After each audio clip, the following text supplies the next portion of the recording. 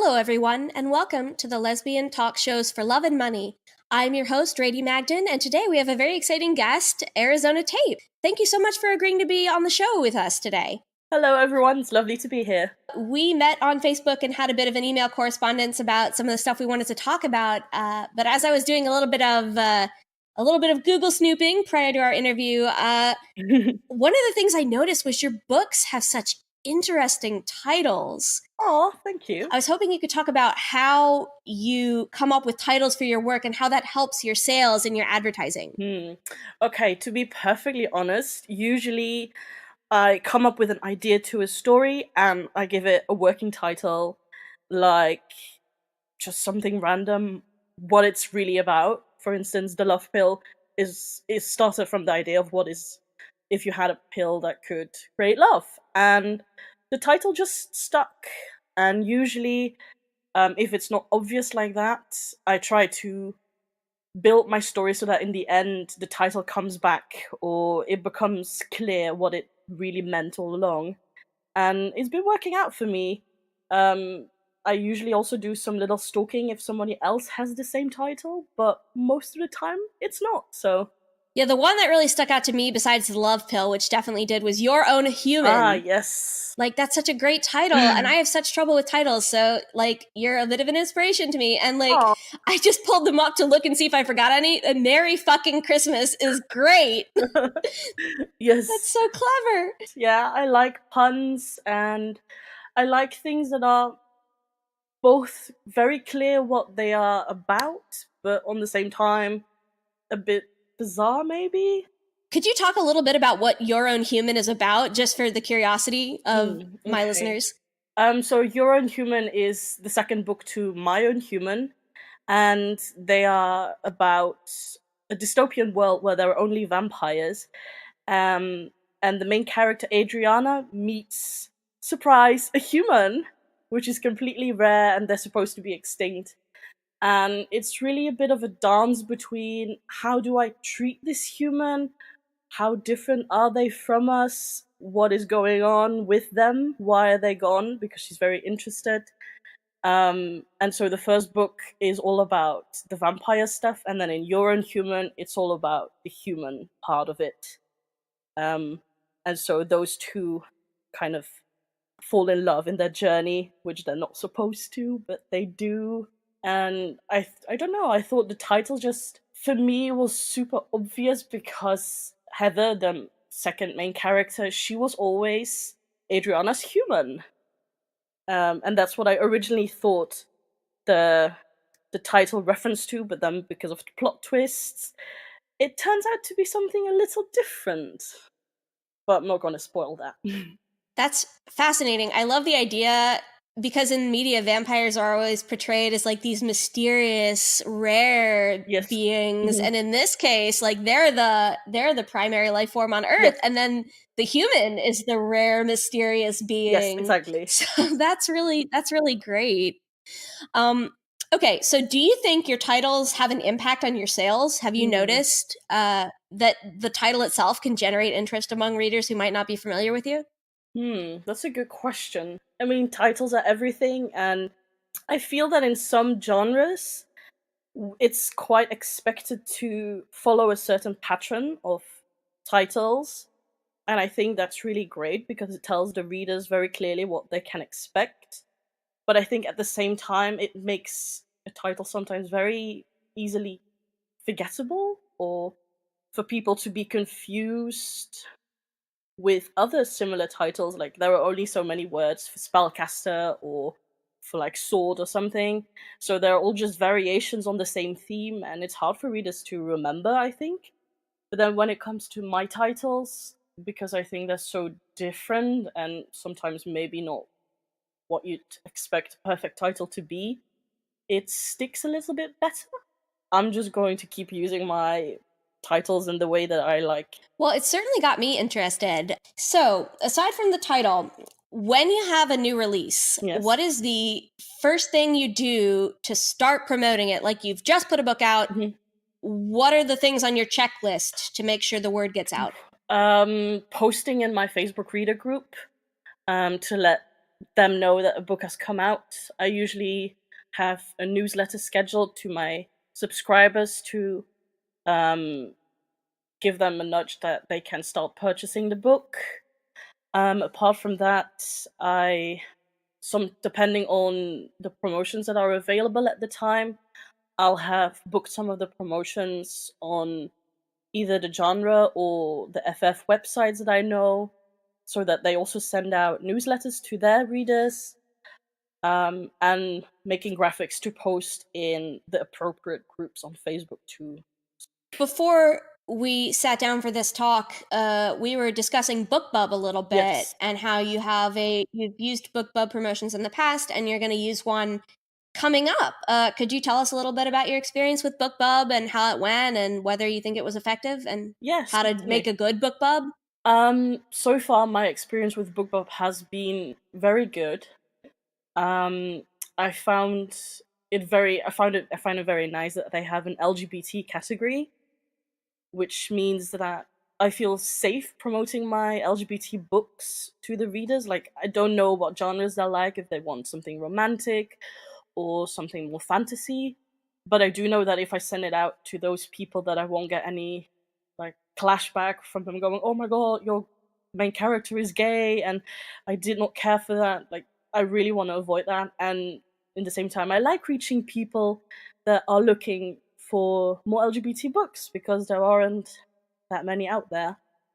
Um, and so far, what I've reached with them has been very helpful. The last book bubble that I had was a 99-cent one, so I discounted my own human from $4.99 to 99 cents. They send it out to all their subscribers. I really got quite a lot of sales. I certainly made the money back that I spent in the first place, so that is always, I think, a sign that a promotion website is doing their job. So, you have a BookBub coming up Mhm. in the near future. What book are you using this time? This time I'll be promoting the Love Pill, which is also going to be discounted from $4.99 to 99 cents.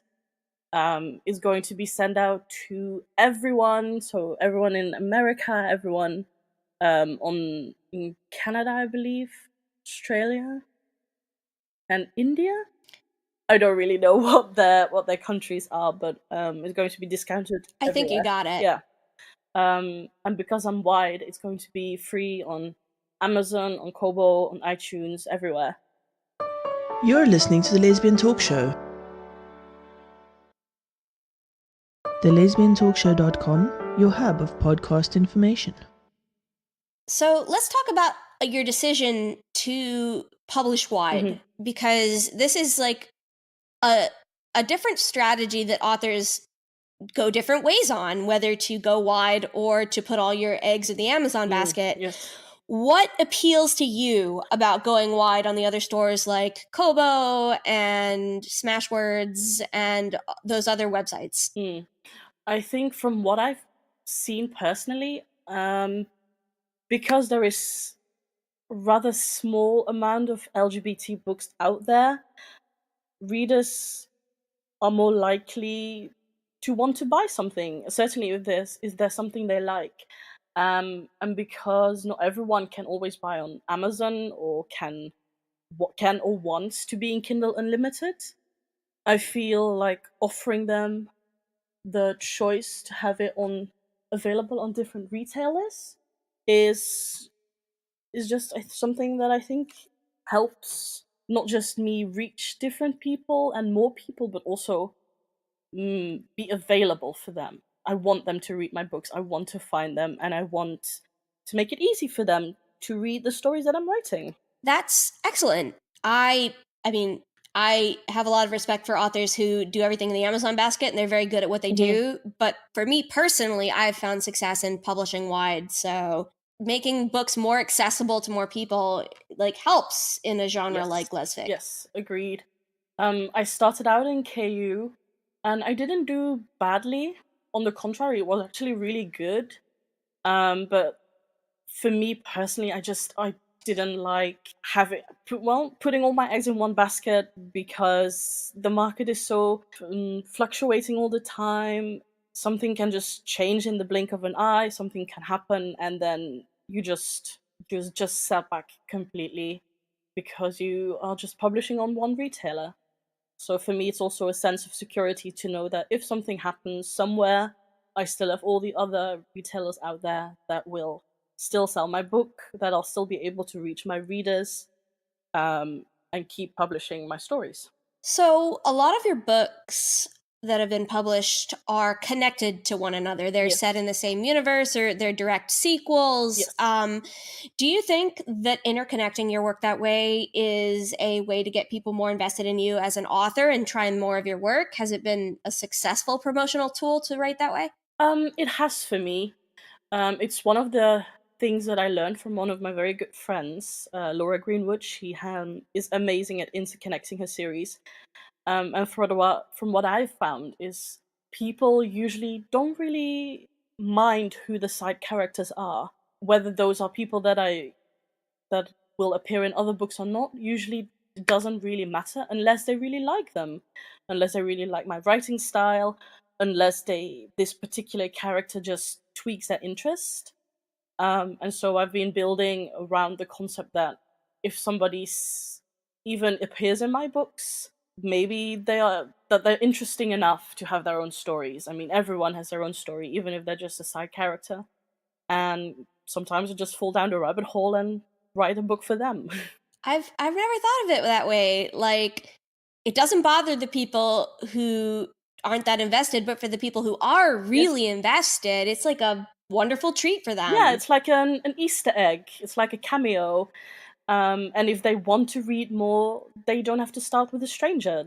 They'll just be like, oh, hey, I know this person. I've already seen them somewhere else. So, what are you working on right now? What's coming down the pipeline for you? Okay, so right now I am working on a couple of different projects, but the next one that is going to come out is going to be a contemporary series based on my student years while I was part of an LGBT student club and did some, I wouldn't say wild things, but maybe had adventures that other LGBT readers could relate to, or maybe look forward to, or even just for people that aren't very familiar with the rainbow community of and it's going to be called Probably Not Today.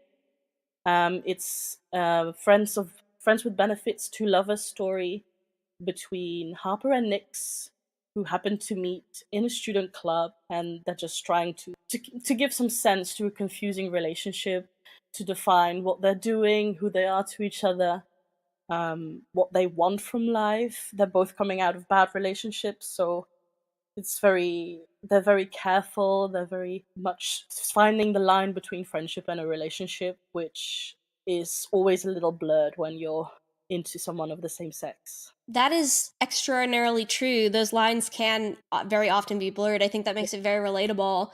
And I'll be honest, I love Friends with Benefits to Lovers as a trope. Yes. I did a whole episode of tropes with Hildred Billings. That was great. Yes. And that inspired me to ask off the cuff, what is your favorite trope to write? Oh, now you're putting me on the spot. It's so hard. I have a little thing for unrequited love, or love that isn't immediately like.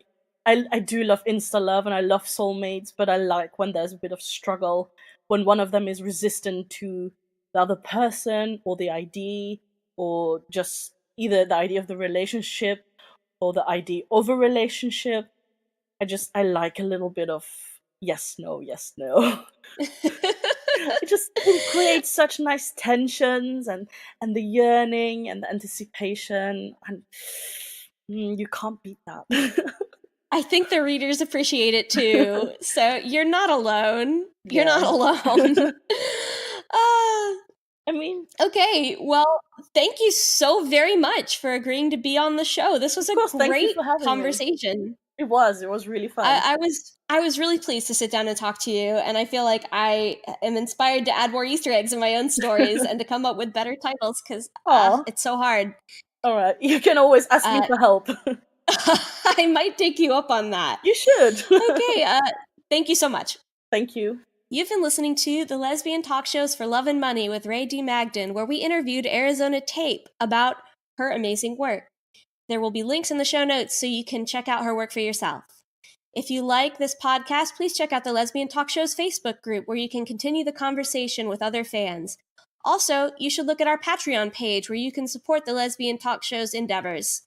Thank you so much, and we'll see you in 2 weeks.